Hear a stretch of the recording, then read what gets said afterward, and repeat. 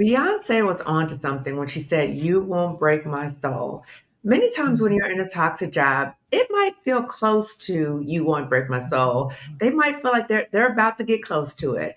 But we're going to talk today about when you feel like you're at the breaking point, it actually might be a redirection. Okay, so it Mhm. might be a redirection of you going somewhere else. So it might be close to feeling like you're breaking it, the job is breaking your soul, but it might be a redirection to something else, to something bigger and better for you. I know that I had that experience when I was in a toxic job, that I felt like that job was trying to break my soul. But when I resigned, it was a redirection. It was a redirection. So I'm actually going to put in the description section the day I resigned. I actually did a video on YouTube and I put a crown to Beyonce's "You Won't Break My Soul." I'm gonna put a little short of that day that I resigned. I'll put that in the description section. So today we're going to talk about, for Black women who are working toxic jobs, Mhm. ways that a job might feel like it's breaking your soul, and you might feel like you're getting to the breaking point, but it might actually be a redirection for you. So we're going to Mhm. talk about that today. If you don't know me already, I'm Dr. Kamani. I'm a licensed clinical psychologist. I've been licensed for over 20 years. I'm also a toxic job survivor, but more importantly, I'm a toxic job liberator for Black women. I'm also the co-founder with Marissa Price of the Job Liberation Virtual Summit for Black women. Now, if you are feeling like you are at a toxic job that is getting close to trying to break your soul, because they will try to do that, you need to come to the summit, because at the summit, you will learn different ways about how to replace your income, whether that's going to another job or if it is starting your own business. Also, what are your options for your benefits? So, if that is health insurance or retirement, also how to create multiple streams of income. The summit is also open to Black women if you've lost a job. So, you'll be learning all those things as well. As a privacy consideration, you will not be seen on camera. So, no summit participants will be seen on camera. Only summit speakers will be on camera. Also, you have the option of attending anonymously. Okay. So I'm excited today to have Dr. Wendi here with us today. Oh, I forgot to say something. Oh. So Tuesday, so March 31st is the deadline for early registration. Okay. So the early registration deadline is on March 31st. So I will have the information about the summit and registration going across the screen. So again, early registration deadline is March 31st. So my apologies. So again, we have Dr. Wendi Williams here with us today, who is, well, I'll tell you, no, she's going to tell you who she is. Okay. So Dr. Wendi, can you please introduce yourself? Yes. Good evening, good afternoon, everyone. My name is Dr. Wendi Williams. I am a psychologist. I'm currently the president of the American Psychological Association, and I'm really happy to be here with you, Dr. Kimani. Yes. So this is awesome to have the president of the American Psychological Association. Okay. So you may remember Dr. Wendy from previously.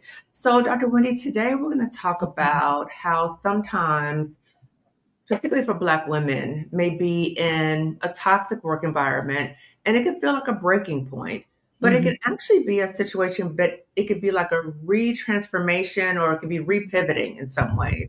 So, can we talk about ways that this situation can feel like a breaking point, but it can actually be an opportunity to repivot? Can we talk about Yeah, absolutely. We know that there has been an exponential um, number of job losses for Black women over the course of, I would say now, one full year. The numbers were coming out and were being reported at the early portion of the summer of 2025, but those were the job numbers that were sort of chronicling what we knew was happening when there was this pushback to diversity, equity, and inclusion, and various executive orders that began to suggest that not only the DEI, areas of work that were considered DEI, but also um, entities within the federal government that were some of the areas where there was high Black employment by men and women, Black men and women. So those were in education and health, et cetera. And so the resulting fact of that is that we have seen this forced push out, forced exit is the language that we've been hearing used.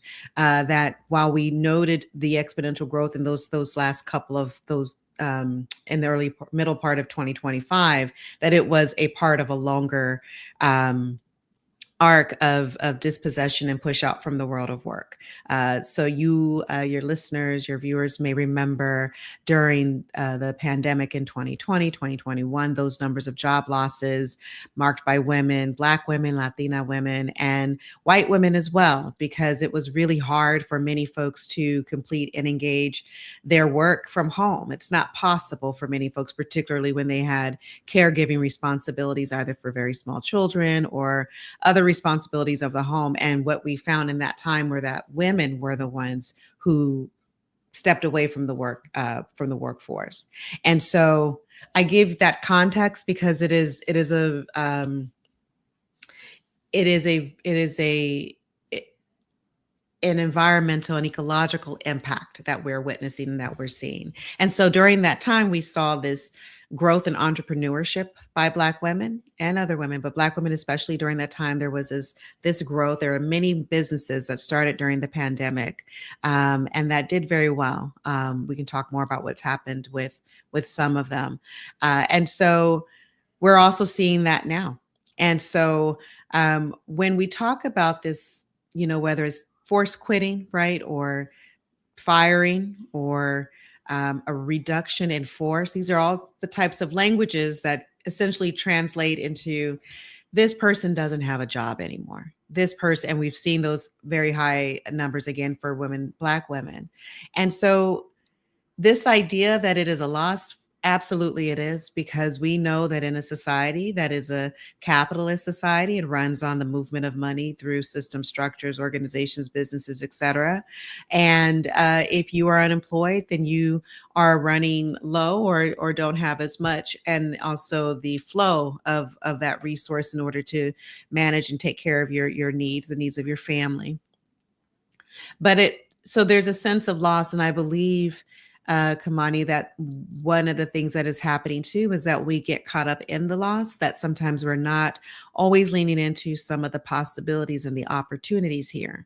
And it's a mixed bag. I don't mean to suggest, certainly that it is only opportunity. It's very scary to be without a job right now. We know that between tariffs, between rising energy costs due to some of the geopolitical conflict that we're witnessing in the country and across the globe right now, I should say, that it is more expensive to live, and there are many of us without the capacity to afford doing so.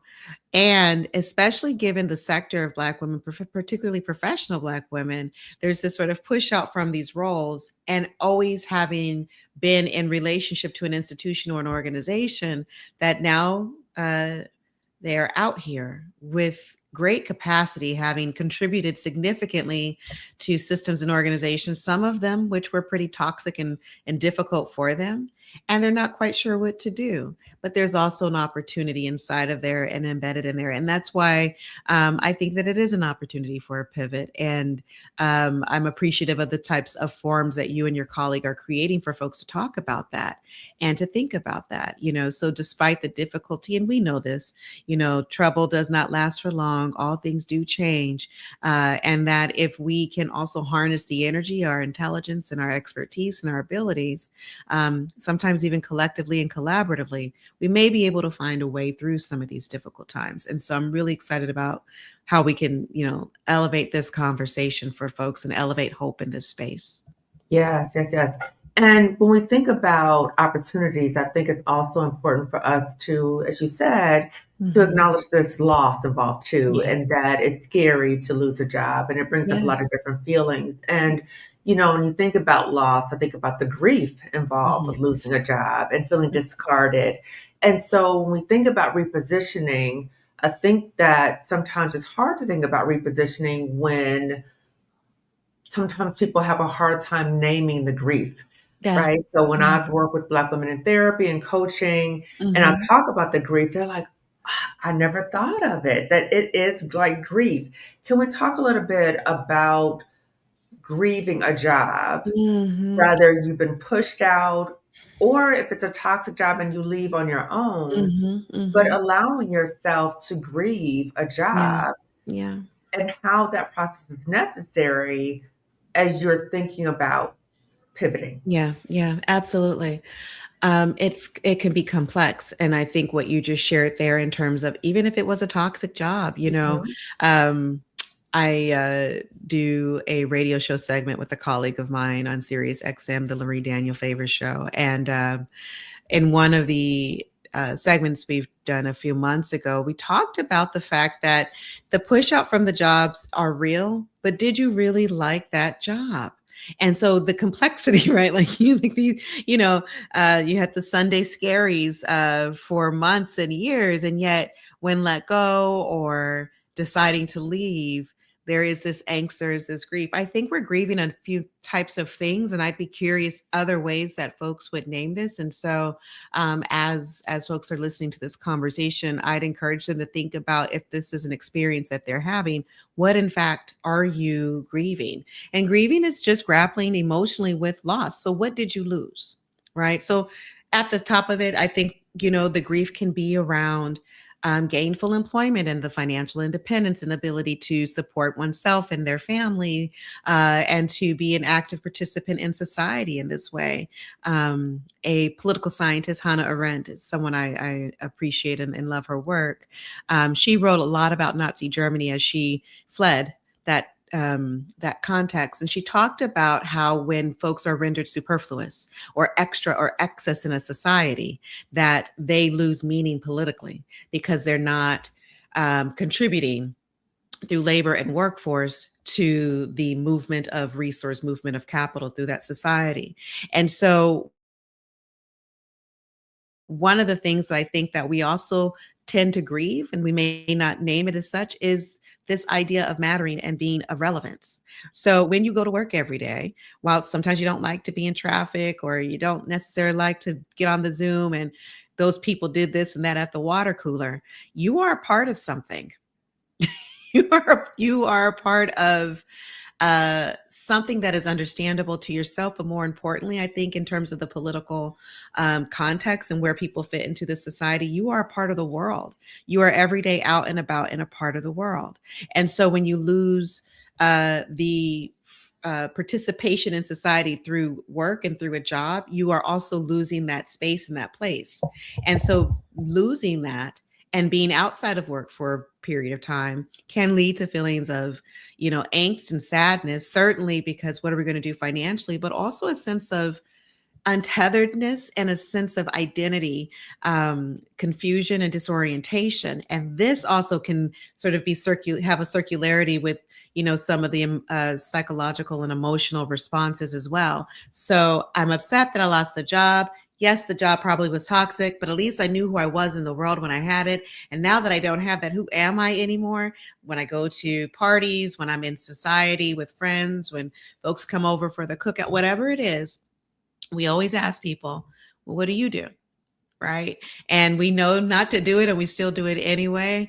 And to not have an answer to that question, to feel listless in that question, and in the space of the time following that question can be difficult. So there's that. I think we're also grieving, a sense of who I get to be in the world, particularly as many of us show ourselves and our lives through social media. So, who I get to be as a function of that identity with that workplace.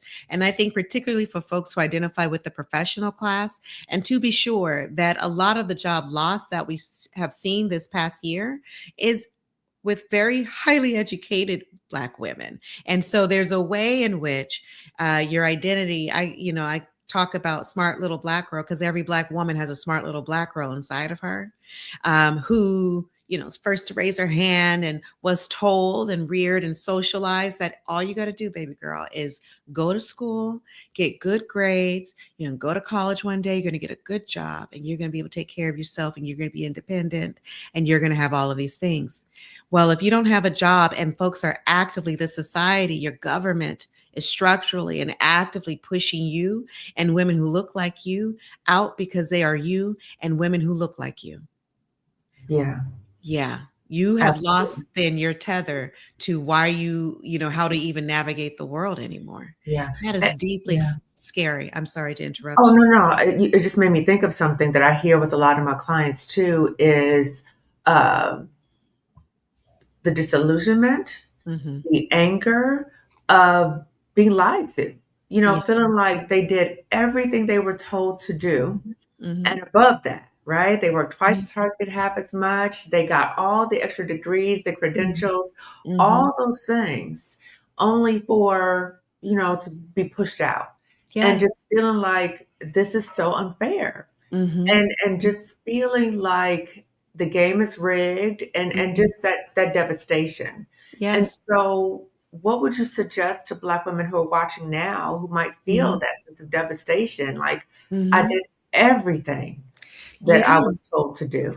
Listen, I want to just name one more thing that people are losing, and I'll come back to that if that's okay with Mhm, you. mhm, I mhm, recently spoke at the African American Women's Policy Forum. It's the third mm, annual at Clark Atlanta University.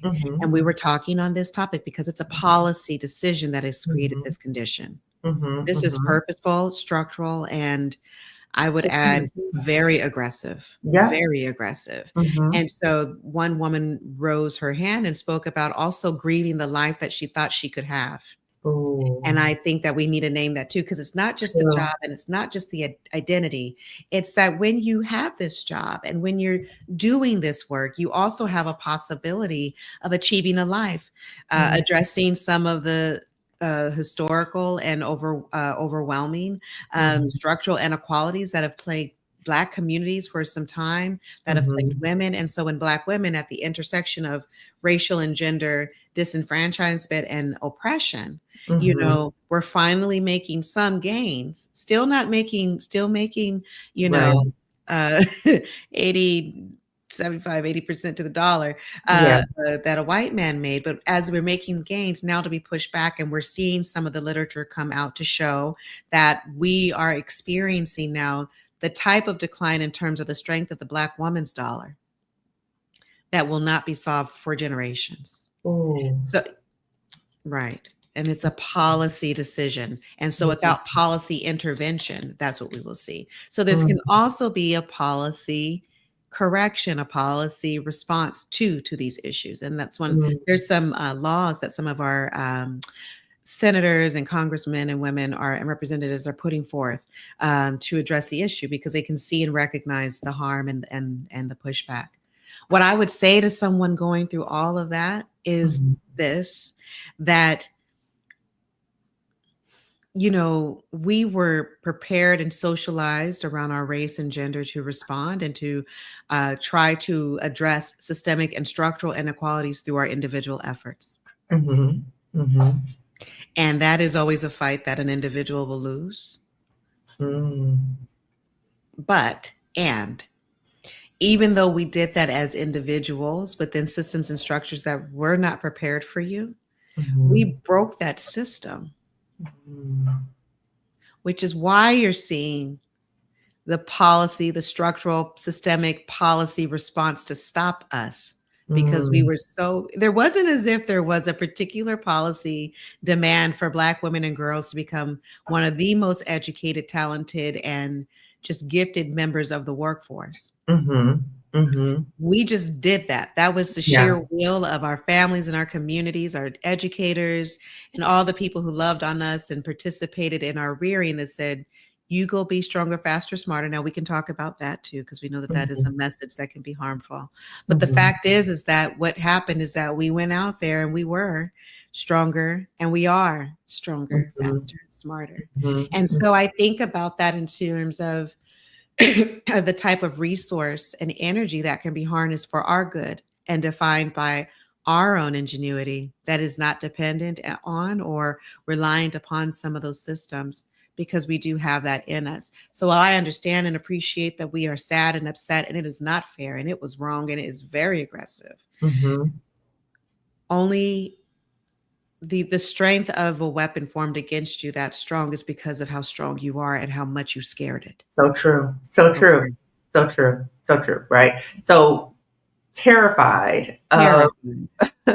what we represent and how superb we are. So it's like terrifying. And so much Mhm. energy in terms of trying to take us down.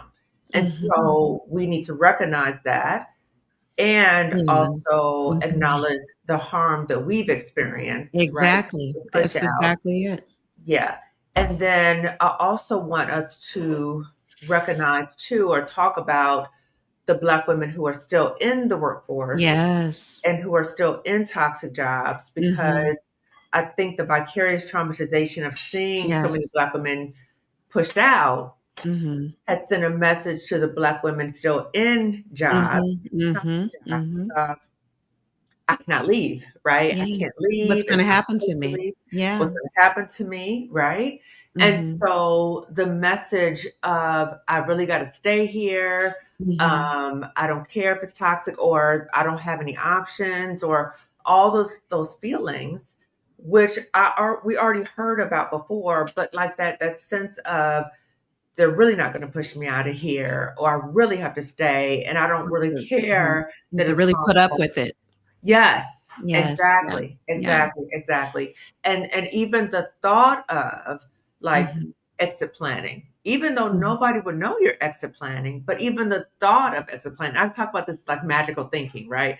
So even though nobody will know you're exit planning, the Mhm. magical thinking of, oh my God, I don't even want to think about exit planning because somebody might know, or I might call into the universe that I'm exit planning and then that might make me lose my job. You know what I'm saying? Mhm. So I Mhm. think that now we're seeing more Black women in this freeze response Yeah. because they're terrified. Yeah. Yeah. They're terrified. Yeah. Yeah. What would you say to Black women who Yeah. are in this That is freeze response? this is w- this is a group of women that in terms of my consulting that I work with, Mm-hmm. because I think of a few things. One is we actually, particularly when they're in leadership, if Mm-hmm. they can sustain themselves in those spaces, and that's what my work is centered on in some ways, is to support those leaders, Black women but others, who have an equity sense and focus to stay where they are so that we don't lose more opportunities um, by virtue of not having someone with an equity center and focus in their work. Mm-hmm. Um, we know that losing that equity hurts the entire society. And so, Mm-hmm. whether it's hospital administration or social work or education or in a Fortune 500, Mm-hmm. having folks with a diverse perspective, and if they're in leadership, keeping them there is important, but we have to help them to stay there in ways that they can be well. Mm-hmm. What I would say is, to that person, that you're right. Just by virtue of seeing the job. So there's a few things happening. Mm-hmm. There's a lot of job loss, but there's also a retrenchment in the offerings of jobs because of what is happening with our economy. So these two things were happening at the same time, and they create this effect. There's job loss, individuals either through forced exit or being fired, or again, reduction in force, et cetera. But there was Mm-hmm. also, because of some shifts in industry, this move and change in terms of particular types of jobs and job losses as well. So we need to talk about artificial intelligence and the impact that as a force multiplier within the context of, the types of, initially we thought there was entry level work that artificial intelligence could be most influential and helpful with. Mm-hmm. We now know that that's not true. Mm-hmm. So all the jobs that were lost and the job, what major companies let go, thousands, hundreds of thousands of their workers, have had to hire many of them back because the lower level positions aren't necessarily easily replaceable with AI. What we know Mm-hmm. about artificial intelligence is that it is good as a tool when it is informed by a human being, not when it acts alone on itself, trying to make sense of what is just there. Mm-hmm. So the quality of the response and the feedback is very different. And I say this because AI has been one of the main things that folks have said is going to cause this job loss. And in fact, we're seeing this retrenchment. We also saw a lot of the push out in government and public sector positions, again because of uh, executive orders and policy, and just this push out by Yeah. the current administration. And so We're also witness that many of those folks had to be hired back, sometimes in some instances pretty immediately, Mm. because there were not people who could do those positions. And so believing that we're going to have these quick tech responses and fixes for the work that folks with institutional memory and or the clunkiness of our government systems and organizations. I understand for folks who've worked in DC in particular, number of good friends and colleagues who do that. Those systems are pretty old. The infrastructure and the capital investment in many, the deferred maintenance in many of those offices, those systems, whatnot. They're as old as some of the very first sort of computerized systems that we worked on when we were kids. Except Mm. now we have more access to high level technology. You can order something online very quickly. It's, in 2 or 3 clicks or a swipe of your hand. You still Mhm. probably have, many more when you're in one of those systems. So I say all that to say that, one, the removal of many folks from their workplaces has meant, has also had to be retrenched, pulled back, the reverse, Mhm. because it actually meant that things weren't functional. But what Mhm. has happened within our economy, one with the force multiplier and insert of artificial intelligence, as well as what happened with economic policy relative to tariffs, the cost of things, um, companies not quite knowing if they should hire in the ways that they typically do or plan for growth in the ways that they typically do, because they weren't able to plan with some sustainability the degree to which they would need other forms of their resources to cover the increased costs for the goods that they, whether it's a small piece for a widget that they create or whatever. So this has turned the economy inside out. Mhm.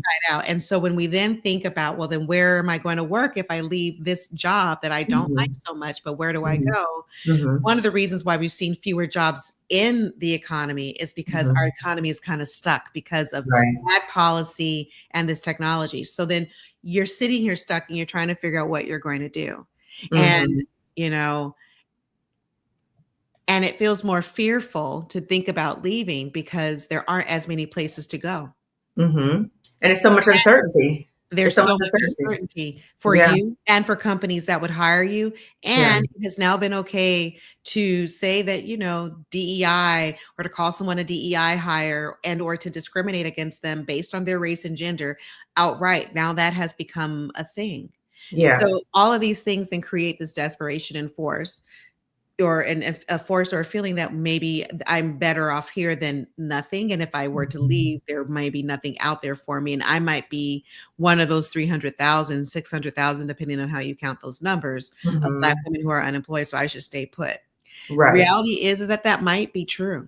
I Yeah. don't want to sing a liberation story in a time when it's not very liberatory. And so Exactly. when you talk about building exit strategy and thinking about that, if in fact one needs to do so, and many Black women do need to do that because the toxicity of those positions, of those jobs, are such that they're getting physically sick. But to also appreciate and understand, I would say, the complexity of being in a situation where you don't have a sense of how long you would be out of work. Will it be forever? Mhm. No. Right, right. And I appreciate that you uplifted that there's a complexity here. Yes. So Yes. the complexity is that there's so much uncertainty going on Hmm. that any job is Hmm. unstable, really. Even Okay. the one you have. Exactly. So that's why it's so important to even have an exit plan if you Hmm. choose to stay at that job, I because you yeah. never know what's going to happen to that job. So that's number one, why it's important to have an exit plan. The other reason is having an exit plan helps you so that once you are ready to leave and Mhm. once the market, whatever, and there's some understanding of what's happening in the market, then you're in a better position to leave, right? And so my hope for Black women is you make the best decision for you and your family based upon your conditions, right? So you see what's happening and you say, okay, at least I have an exit plan. I can utilize this exit plan whenever I need to use it. Maybe not right now, but I have the resources. I know what to do when I need to use it, right? Because I don't want us to just be out there Yeah. and things happen. We're like, I don't know what to do. I don't know what to Mhm. do. And I be prepared. I want to go back to this DEI thing a little bit Mhm. Mhm. because I just feel like it's such when you talked before about as Black women, we were often brought up with like, you work harder, you do these things. And we're often, when we come in the workplace, we're often overqualified, right? Mhm. And Mhm. so this messaging about you being a DEI hire and all these other kind of things, it's like almost an assumption that if you've been hired, then the bar has been lowered. And Mm. that's absolutely false. That Mhm. generally when we're hired, we have right, we're over prepared Mm. compared to what we have seen in this whole administration in Mhm. terms of they're labeling us as, the insinuation is lower than, right? But then what we're seeing is like, so can we talk a little bit about it's just like how that impacts our psyche in Mhm. terms of the messaging. But we know that Mhm. we have the credentials, we have the experience, but we also know, again, as we go out to the job market, that people are going to see us because of this climate. They're Mhm. going to see us and have the perception that we're less than even more, even though we have all the credentials and experience.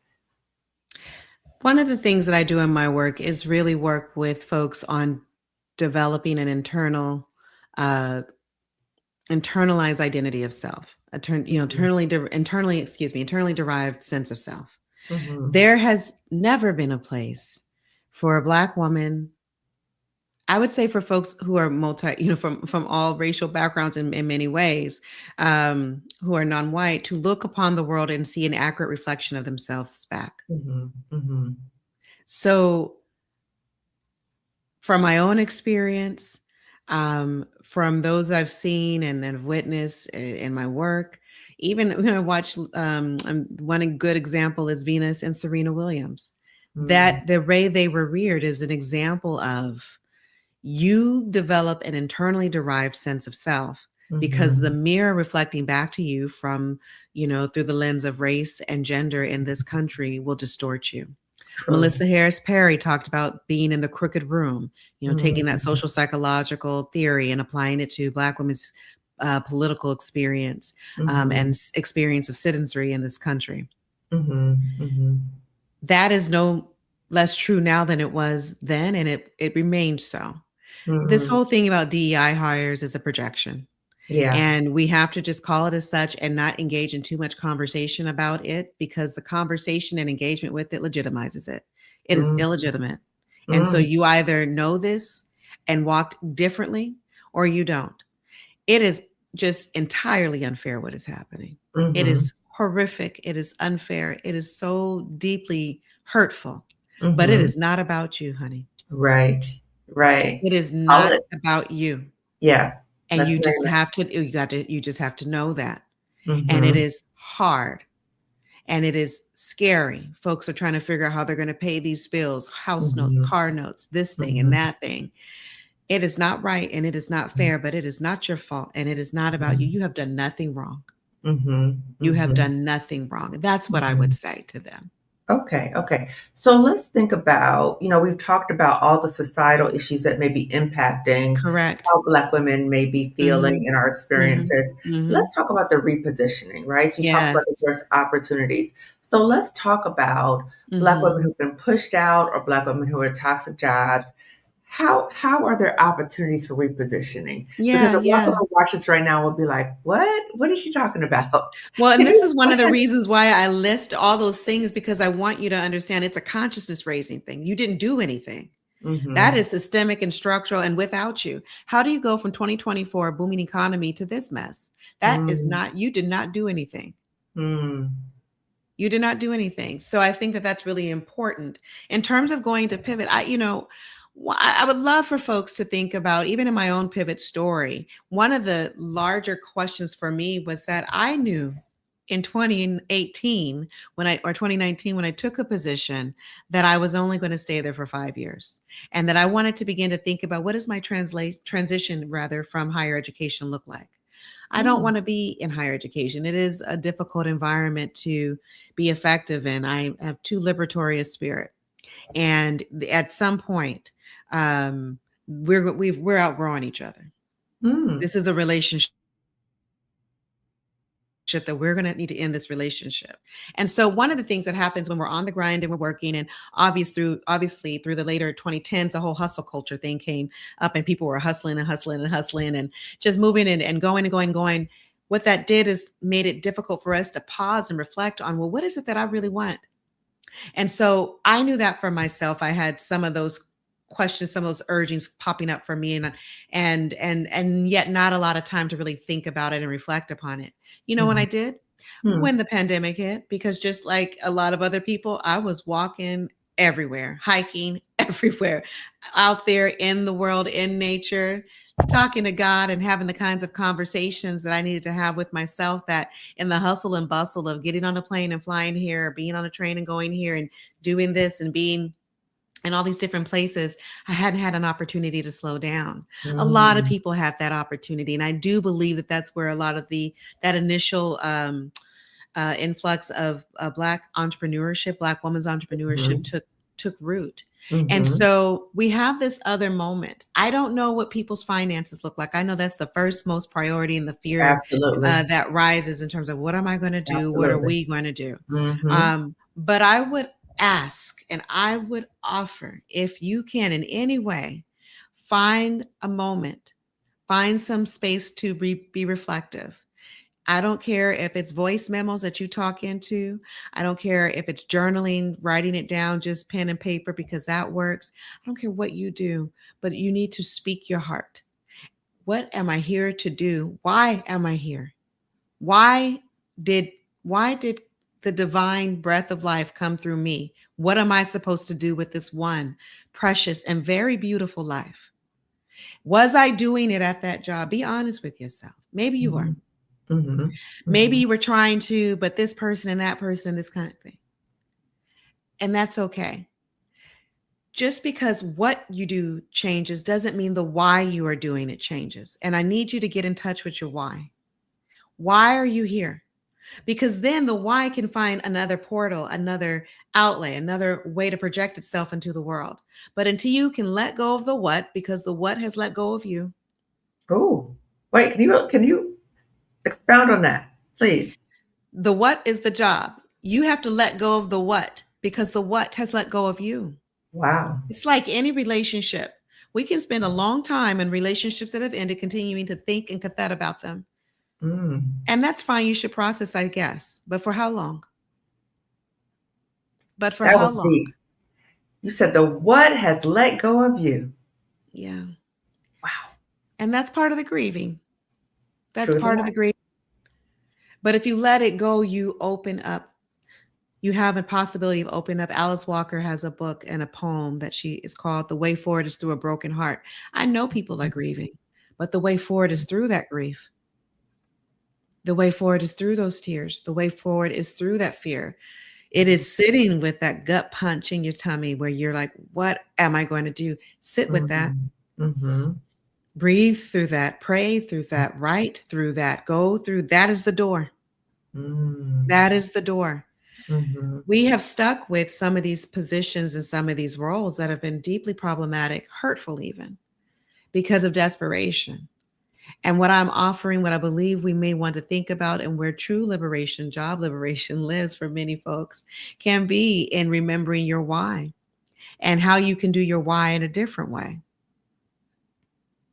How Can I you say can offer something your too? why in a different way. I'm You sorry. know, I wanted to say something that really stood out to me, right? Because Mm, you're really speaking to sitting with the pain, and I yeah, think so many of us have been taught that we don't want to sit with the pain. I We know. don't want to sit the pain. Do whatever we can to make it better, make it go away, make it go away. How do we just make it go away? Hmm. Like what can you do? Like what just you get a drink, or what could you go shopping, retail therapy, like what kind of quick fix can you do to make it go away? Hmm. But all those things takes us away from really sitting Yes, with it, because that will help reveal what it is that we really want.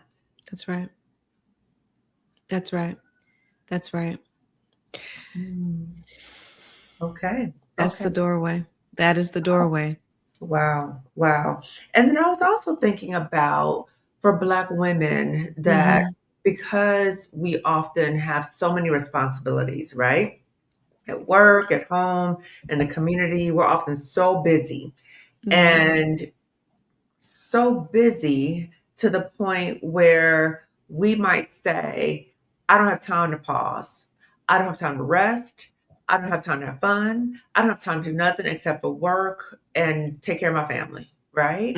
Or they Mm-hmm. might even say something like, it must be nice that you can do that, but I'm too busy for that, Mm-hmm. right? What would you say to Black women who say, because I've heard that a lot. I What know. I know. what would you say to Black women who say things The like other doorway, the other doorway is your joy. Joy and pain. Go through those doors. That's where you'll find your creativity and how to do the why you're here in a different way that does not include that employer. that? Mm, The other thing I mm, want to name here, because Kimani, the we're starting to see the stories of what's happening with Black women in the unemployed Black woman. One, there. What I imagine, my foresight is telling me there's going to be this great callback, and she's not going to pick up. Part, ooh, she's going to be otherwise what's the occupied. voicemail? Huh? It'll go Go straight to to voicemail. voicemail. It'll say her voicemail is full because other people are calling her. Right. Right. So we're witnessing though something happen in the society that I think is really interesting. Since 2024, a 13% increase in Black women's entrepreneurship. Black women are growing jobs at a rate that, you know, we are the babies of make a way out of no way now. Okay, we know how to pivot. We know how to pivot. Our grandmothers and our aunties and everybody has told us about the fact that you got to figure out what you're going to do. Yep. And so for many folks, part of it is that. So when Yeah. you're planning and when you're talking with our sisters about exit strategies, that's just being preemptive and forward thinking. But some Mhm. people are caught on their heels. Both realities are true, and Mhm. it just is what it is. Mhm. But you can't think about how to do that why differently if you are, so old forlorn and just caught on your heels in that way. You can't move on to your next partner if you're still crying over the other one. If you want something new, you got to let this go so something else can come back in here. So Mhm. there's that. Also with this entrepreneurship is the growing of jobs for other people. Right. Oh, So yes. yes. So, Oh, some of these endeavors, they started as woo. solopreneurs and, folks are doing what they're doing. And then they have to hire a virtual assistant and then they have to hire a manager because they're getting booked and busy pretty fast. And they're spending too much time trying to manage the influx of folks who need that service. Say Mhm. you're the accountant at the office or you did bookkeeping. Well, people still need bookkeeping. And, they like to do bookkeeping where they don't have to pay for your benefits. So, how do you offer that service, or Mhm. people are trying to still figure out these things. Can you link the skill set that you have with a technology? I have a colleague who does some consulting around advising, spiritual advising, and we've been talking about, have you thought about creating an app for this? Mm. Yes. Create an app with passive income so that you're not the one doing the readings all the time. Let's start making business and Mhm. making it our business to create the businesses. She hires Mhm. an app developer, hires a content creator, all these different things because the app is growing and as monies are coming in, that you can invest in your business even more, do a 2.0 version, a 3.0, et cetera, et cetera. Mhm. It's okay to start small. What I would Mhm. say in terms of this exit strategy, and I would say everyone should have an exit strategy and just call it a sustainability sanity strategy. Right. Stop spending money What on did you silly say? things. A sustainability sanity strategy. If you are if you are Okay. just hold your monies because the economy is a little weird. And so when Mhm. it's like this, hold it for as much as you can. You reward the economy by it being stable. You punish Mhm. it when it is not. The economy can't move unless our dollars move. If we Mhm. say we're not buying things and engaging it as robustly as we would if we felt more secure, then we can be a part of foreseeing it, a way of almost voting with your dollar that you want the policies and the structures in the society to get right so that you can participate. Otherwise, your money won't be in there. Mm. So you don't don't spend as much on things. Try to find some things at home, do board games with the kids. They like the quality time anyway, and like really figure it out. But what that does mean then too is that you're not spending as much. You don't actually need as much. A lot of times we don't want to let go of these great big jobs because they're great big jobs and we liked our name and our title and the paycheck that came with it. The reality is that we probably could get by on a third of that paycheck or half of that paycheck if we were to manage our expenses differently. And I would say then part of that sustainability sanity plan is paying down credit, really getting your debt low so that what you need month to month isn't as much as it would be if you were over leveraged. Good points. Good points. So I see exit planning kind of like a fire drill, right? Like the hope is that you don't necessarily need it immediately, but you have it, right? Yes, You have a yes, backup, yeah. right? And I also want us to think about, or I want to ask you about the concept of like being busy constantly as a trauma response. Can we talk a little bit about that? Yeah. Constantly busy. Constantly busy doing nothing.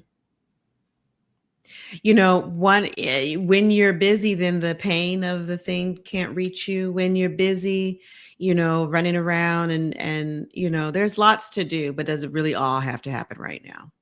Exactly. And I would say busy happens in a few ways. I have a mindfulness practice and a prayer practice. And so sometimes busy is just in the ways in which you're moving your body, the ways in which you're breathing, the ways in which you notice. One practice I have for my own noticing is, how am I typing on these computer keys? Is it aggressive or can I just type? Because when I'm so busy and I'm so important, there's all these things I got to get out my fingers. But the reality is that is communicating something to my mind, body, heart about an urgency that may or may not be there. Yeah. But that allows me to run away from the feelings of, oh, I'm nervous or I'm scared or, oh, I don't know what's going to happen with this or I don't know what's going to come with that. If we say to ourselves that the portal to our tomorrow, to the portal to our next thing and our liberation is through the pain and through the joy, then we have to slow down enough to let it touch us, let us feel it, and both sides of it.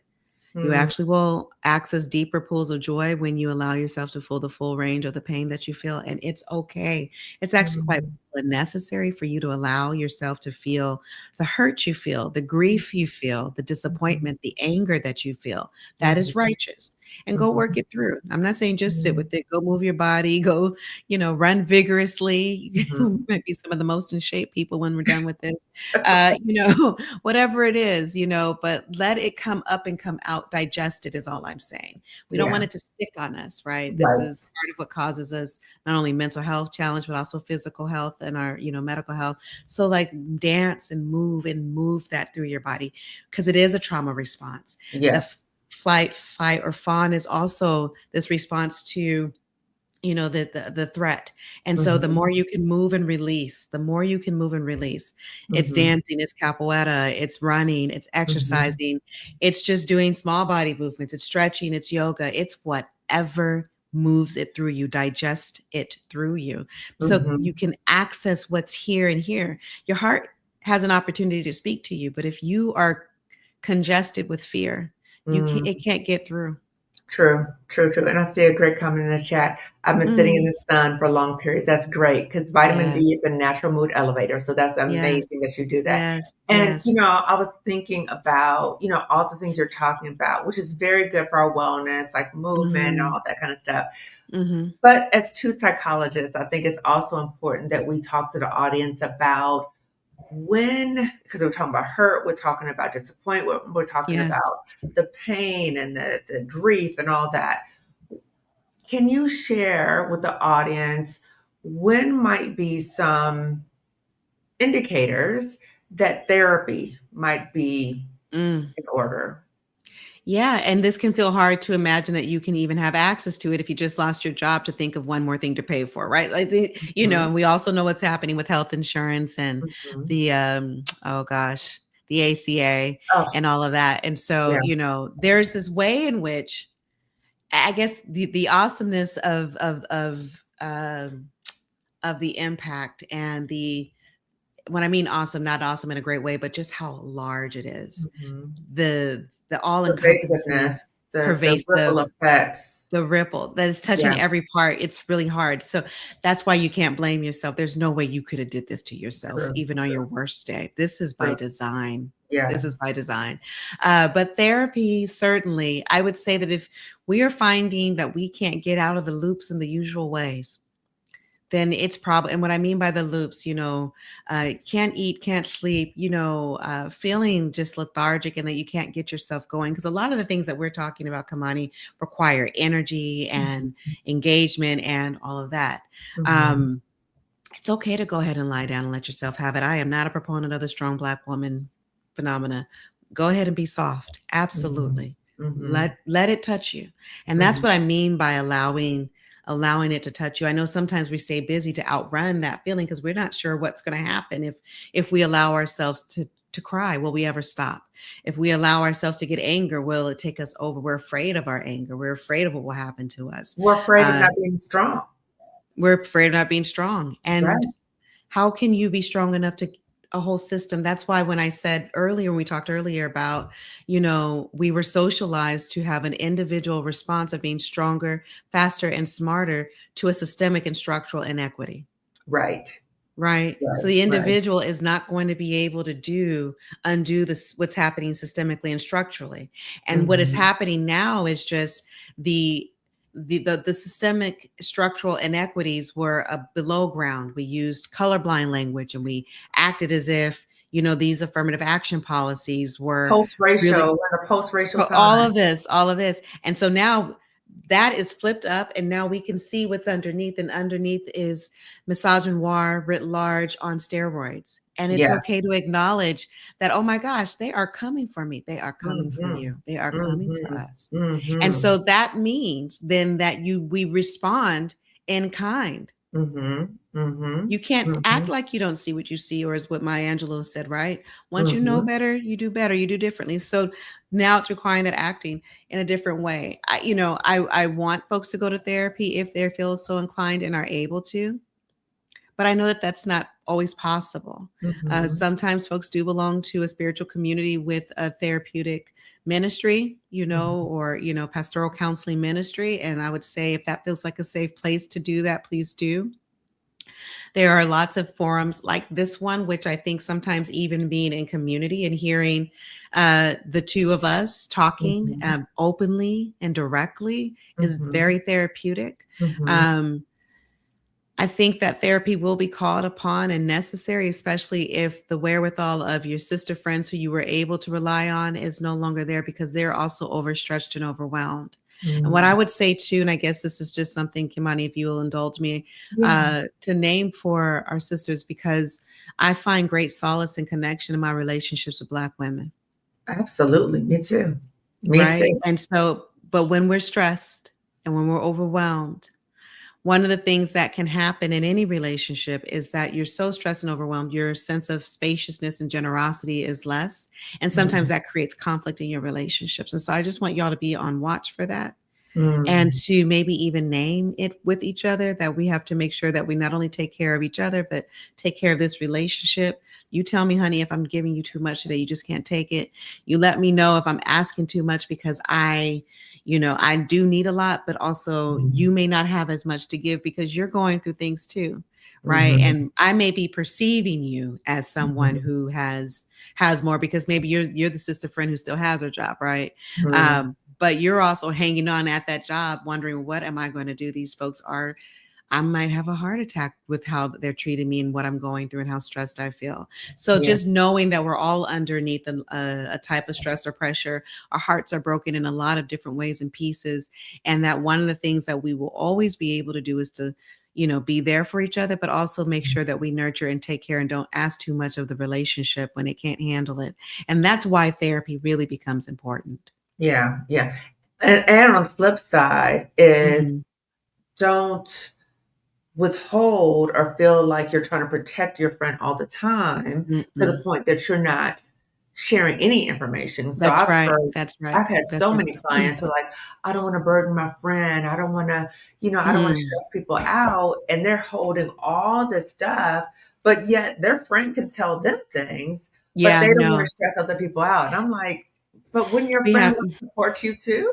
Yeah, yeah, yeah, and this is an opportunity again. So there are opportunities in this space that I do see, and one of those is for us actually to be in real community.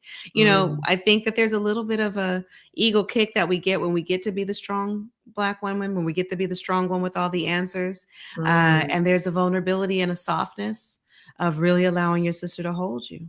yeah, So it's a balance. I hope, thank you for saying that other side, right? Because we don't want to go yeah, into the opposite direction of not saying anything. I'm just saying, let's all watch the relationship and make sure that we take care of it, yeah, so that we're not stressing the bond with all the need, and that we're sort of balancing that. And I think it goes to your point with your clients where you're encouraging them to actually show up as the full human that they are with the people that they have relationship with.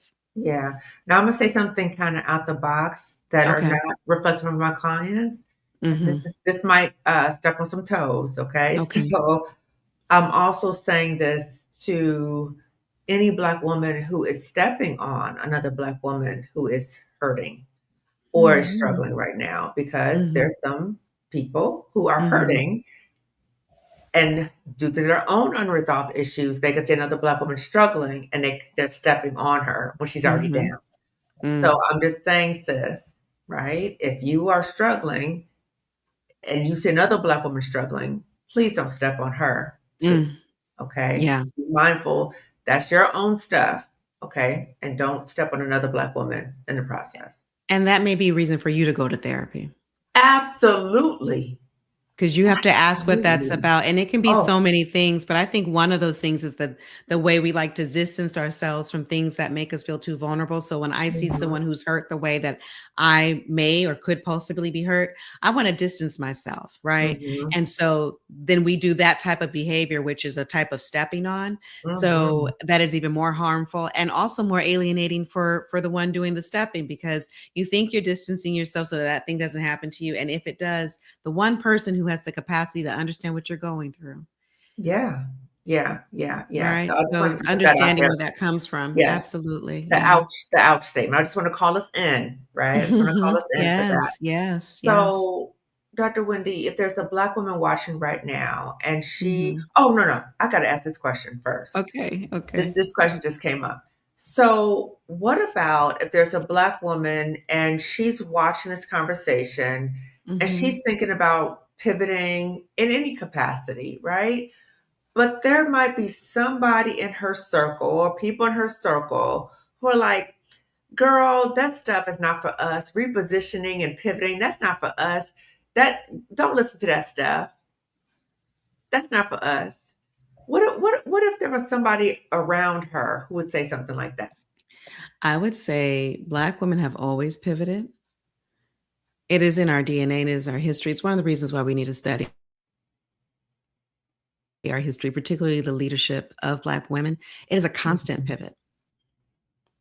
Um, I don't know why people say those things. Oftentimes, again, and I think it goes back to folks saying the things that bring them comfort, not necessarily the things that are true for you or that you need to hear. I- Um, I also would say too that, it is not necessary to tell everybody what you're dreaming.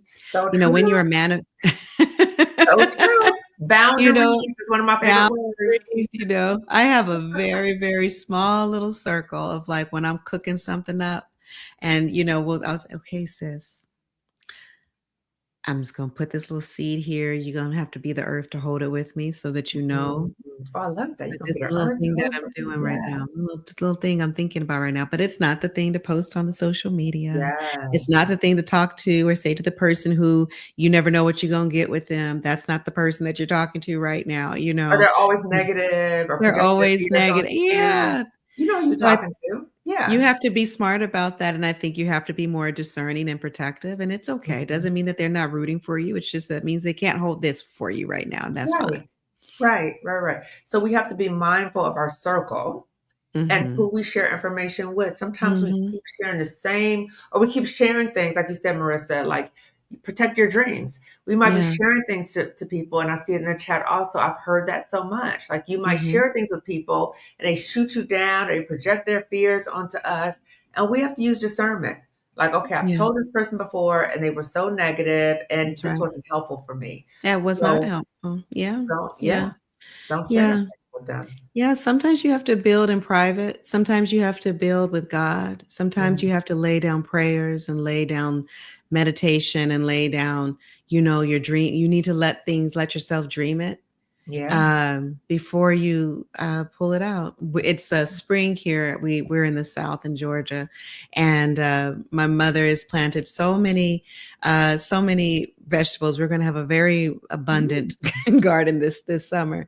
But when I tell you through the winter, she just had these little pocketed seeds that needed special light and warmth through the Oh, evening. You have to nurture your dream, is what I'm trying to yeah. say to you. Oh, You don't yeah. just put the little seed outside and say, deal with the wind and the possible snow and the freezing temperatures and expect to get lettuce. It needs time to become what it's going to become, right? So So true. same for our dreams, same for the work that we have. You can do absolutely anything. And I think one of the things, Kamani, that I think is so important to remind folks about is that you're not too old to do it, that it's not Mm, naive for you to do it. There's nothing between you and that thing but air and opportunity. Get up and get it going. It is there for mm, you. You mm, literally just have to put some energy toward it every mm, day. Do something mm, every day for that. Even mm. if the first thing you're doing is every day trying to figure out what should it be. It's okay. Get started. Yeah, yeah. I so Yes. appreciate you said that because something I also hear is, Mhm. I've been at this job too long. I'm Mhm. too old to make a move. I'm close. I got what, 5 to 10 years before I retire. Mhm. I'm gonna try to stick it out to my kid graduates, or you know Yeah. what I'm saying? Like I Yeah, hear yeah. all these types of things, right? But Yeah. you just debunked that. It you may have had so many, this goes back to the grief. There may be so many thoughts and ideas about how you thought things were going to happen, but Mhm. then things actually happened the way they did happen. And Mm. so you can either stick with that plan or deal with the plan and the opportunity that's in front of you right now. That's not, you're not retiring in 5 years if you don't have a job. So true. So You true. know, that's not happening right now in that way. It also Mhm. may mean that you may go and figure out something and bring in 2 million in the next 3 years and you may retire in 3 years. Right. You never Right. know, but you have to Right. get started and go do something, True. you True. know? True. True. So, Dr. Wendy, if there's a black Mm, woman washing right now, and let's yeah, say let's do two segments, right? So okay. let's say a black woman's washing right now. She's in a toxic job, Yeah. and she's thinking, yes, this job is harmful to me. I am crying my way to work. My blood Mhm. pressure is spiking. Yeah, My hair yeah. is falling out. I'm speaking about me in Yes. some ways, where I used to Well, be. because hair does fall out. Right, It's a very right. real thing. Yeah. Yeah. Okay, And sorry. I am just miserable. I feel like I'm, battling depression and Yeah. all these things. But I don't feel like I can pivot. What Mhm. words of wisdom can you offer to her? I think about women like Harriet Tubman and all the things she did before the first date, the first time she left. Mm, All the way she planned and prepared before the first time she left. And so you may be, and because I would say that enslavement is probably the most toxic of all toxic absolutely. labor situations. Yeah. Um, Go into there is a way of thinking about planning for your future and your departure that is very liberating and freeing, and actually may give you the type of energy you didn't realize you were could be accessed in that way because you're beginning to dream. One of Mm. the first things that people can take to colonize your mind is to take away your ability to dream your future. Say that again, please. Say One of that the again to first people in the back, please. the What first did you things say? that people can do to colonize your mind is to convince you that they can take away Wow. your ability to dream your future, because the reality is they can't. This thing here is all yours. It's all Wow. yours. But if someone can convince you that they have some control over this and that they can affect the way that you see yourself and see your possibilities, then you are stuck giving someone control over something that they've never had control over. Take your power back. Wow. That is the ultimate mental enslavement. It is. The ultimate. Wow. None Wow. but ourselves can free our mind. Marcus Garvey, emancipate yourself. Wow. Wow. That was Mhm. amazing. Okay. And what would you say, Dr. Wendy, to a Black woman watching right now, and maybe she's gotten pushed out of the job Yeah, market yeah, yeah. and she's grieving and she Mhm, can't see how she mhm. could possibly reposition herself or pivot? I would This may be unconventional. I'm imagining that you have a lot of women with various forms of education and various dreams of their lives and ways and types of work that they thought that they would do. It can actually probably be very liberating to go find some work that is not even connected to what you were doing to heal yourself from what that was, so that Mm, you can bring in some income, but also busy yourself in such a way to free your mind from the money worry, or as high as of a money worry, in order to move through to another space. I would say, so that's what I would say. I don't know, go make some coffee at Starbucks for a little while and meet some people in a completely different space while you figure this out. I would say mhm, spend some time with yourself. Spend some time with yourself and take yourself seriously.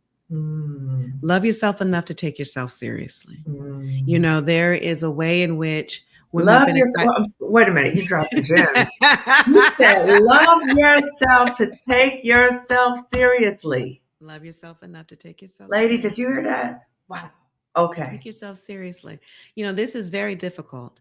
It's a very difficult time. It's very disheartening. And what we want to do oftentimes is, we get frozen, as you talked about, and we fawn and we're like, all of this. And it's like, okay, okay, okay, Mm, Um, but your pathway forward, your portal, the doorway, your Arundhati Roy wrote in April of 2020 during the middle of the pandemic is a portal.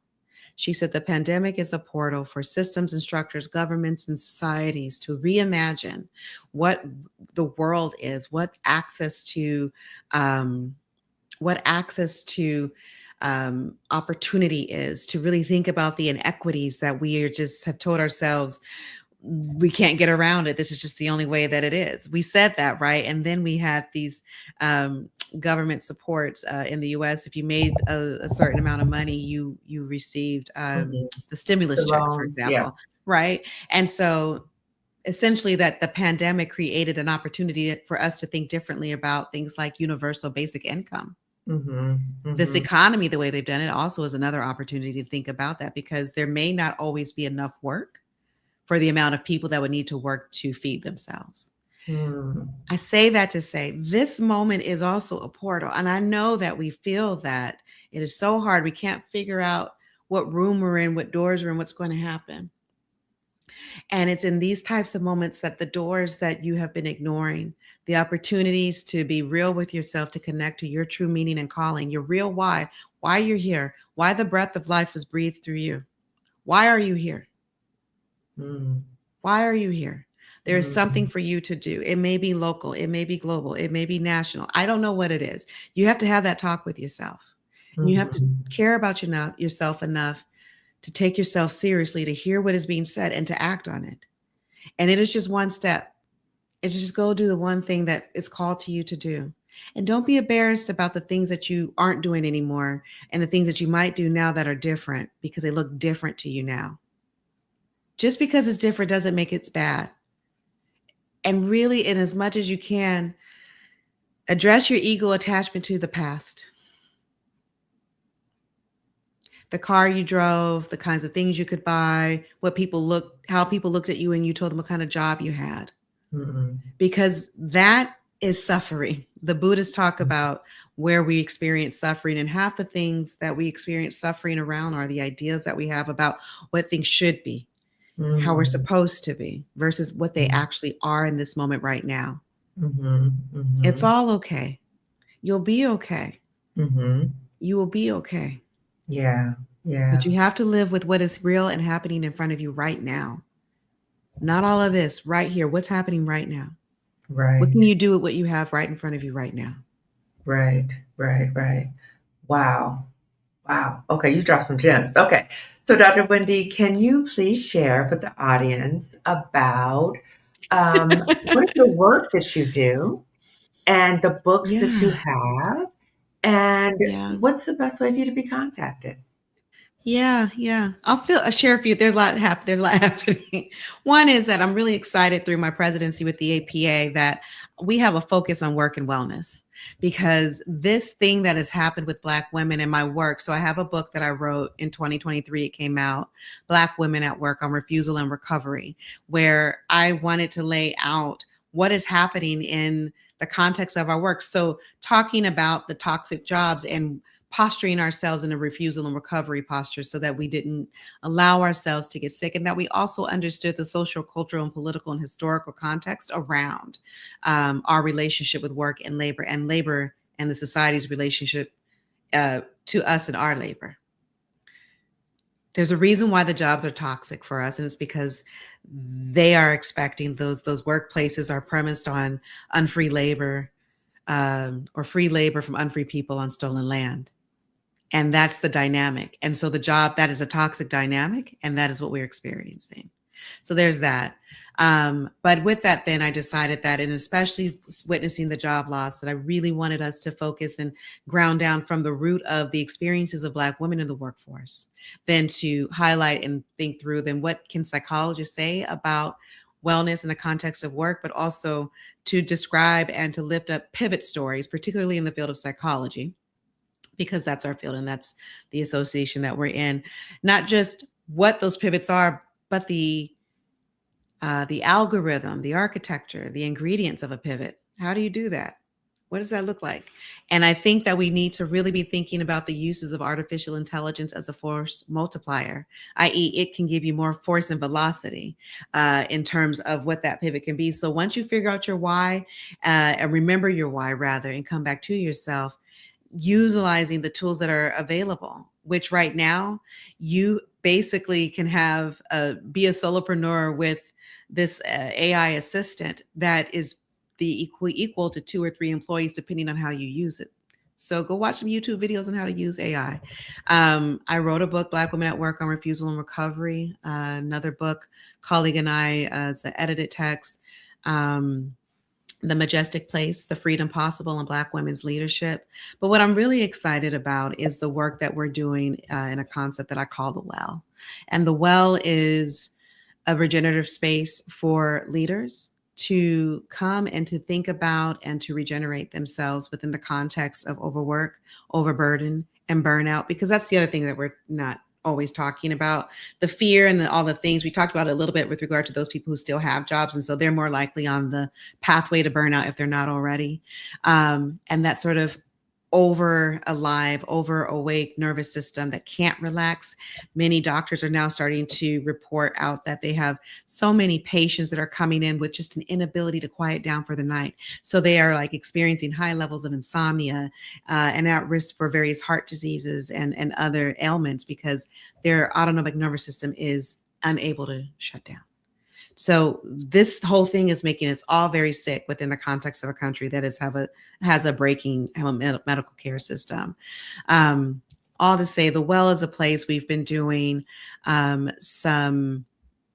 it's based on the model that I use for the work with my clients. It's a 4R cycle: remember, repair, recover, regenerate, and innovate, reemerge, because we do need cycles of rest in order to reset. And also doing those as retreats and brief with folks. We just completed one in New Jersey City. It was wonderful, really restorative experience. There are a lot of folks who are actively working and going through it. And I really want us, in as much as possible, to be able to support our sisters and brothers who are in those spaces, who need support in order to remain healthy in those spaces. The spaces have never been healthy in many ways, but Sure. they're showing themselves and they're being more bold in their problematic and their toxicity. And so just doing that type of work, for me, this is the type of work that I'm called to do right now in terms of being supportive of folks. So those are some of the things that are going on. Incredible. So first, how can people access your books? They are wherever books are sold, but everything that I do is on drwendywilliams.com. Okay, so that information is in the description section of this video, so you check that out. And then the well, so you offer retreats, and so these are for whom?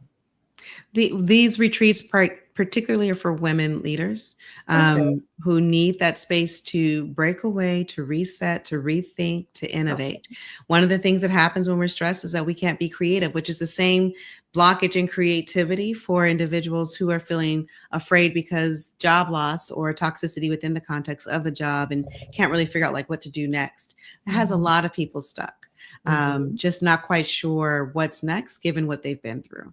And Mhm. so um, having a safe space, a cared for and curated space, Mhm. engaging stories, engaging your own story, and really Mhm. beginning to think about, well, what can I do? What can I do? So a lot of what we've talked about in terms of, things that folks can do are some of the things that we do in a curated way to support folks toward their healing, or at least enough of a respite so that they can find themselves. Okay. You could think of us as like a stop on the Underground Railroad. Oh, love it. Okay. So the well is a retreat, and is Mhm. the well a location as well, or is it more so like a It retreat It's a service? retreat in brief, is what I've called them. So they're half day now. We will next year be offering multiple day the well events and experiences, and I also keep a small Substack, the well at Dr. Wendi. Okay. And soon to come, maybe will be a podcast where we can also hold the spaces. Because one of the things to think about, Kamani, is that if folks are losing their jobs, they can't afford to go on a retreat. That's true. So we have to That is really think true. about like what are those access points so that people can get what they need. And I want folks to get what they need. Yeah. And I you want mentioned a folks to get what they need. radio segment, Mhm. right? How Yeah, do yeah. people access the radio segment? Sure. So it's on Sirius XM, the Urban View channel. Laree Daniel Favors is a dear sister friend of mine. In out of New York, tri-state area, and she has a show called the Laree Daniel Favors Show, and I have a monthly segment. She's asked me, and I'm happy to do so, a monthly segment, just focusing on all things psychology and mental health as pertains to the African American community. Beautiful. Okay. Okay. So I'll talk to you after. We're going to add that to the description section too. Okay, Okay. okay, So okay, I'm going to read the community chat and we're going to start winding down. okay. So good evening. Thank you for doing this episode. It's a godsend. God bless you all. Thank you so Mm, much for saying that. Hello, ladies. I want to express my sincere gratitude for all that you do by sharing your experiences. It's been mm. a truly enlightening journey. Thank you. Yes, please like and share this video. So as you're watching this video, give this video a thumbs up and also share this video with at least two other Black women. Okay. This community is Mm. truly remarkable. Thank you. I appreciate that. And somebody co-signed with that, all the above. Thank you. And hearts, thank you. Good evening. I'm grieving that I gave almost 25 years of my life to a city Mhm, and I was denied my job. Well done. I'm sorry. mhm, And I think particularly when you worked at a job for that long, right? mhm, It's just, mhm, yeah. Good evening, everyone. mhm, Grateful to share space with you. Hey, Marissa. Yes, thank you for centering our voices. And as a reminder, early bird registration for the summit ends this Tuesday. Okay, so get your ticket. mhm. Lifestyle creep is real. Mm. Consistently busy doing nothing. Wow. Yes, I've been sitting. We talked about that. Okay, absolutely. So, in terms of what this listener said, in terms of what helps her, Mm. is Christ, counseling, cardio has been my saving grace. Also, as a recovering people pleaser, telling Yes. people, for example, Yeah. family and friends, what I need.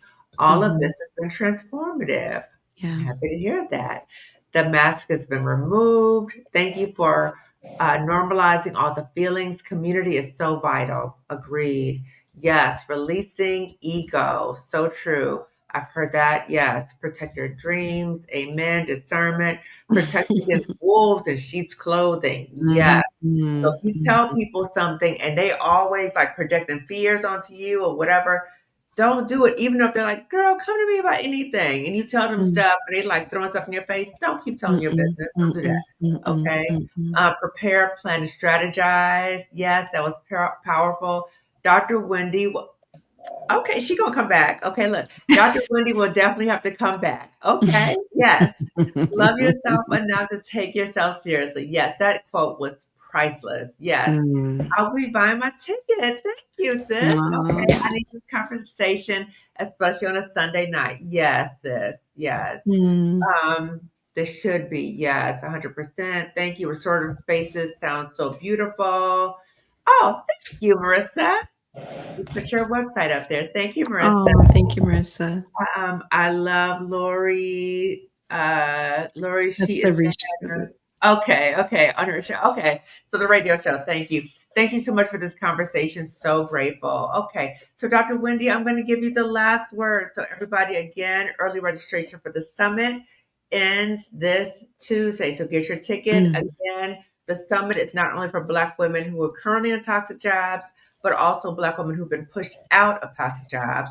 We're going to focus on exit planning about how to replace your income, whether this be if you want to go to another job or if you want to create your own business, how to replace your benefits, health insurance, and retirement, and how to create multiple streams of income. As a reminder, privacy consideration, you will not be seen on camera. You're able to attend anonymously if you would like to do so. Only the summit speakers will be seen on camera. Also, yeah, it's amazing. So it's more than 20 speakers, 20 Black women speakers. And so again, early bird registration ends on March 31st. Okay, Dr. Wendi, I'm turning it over to you for the last word.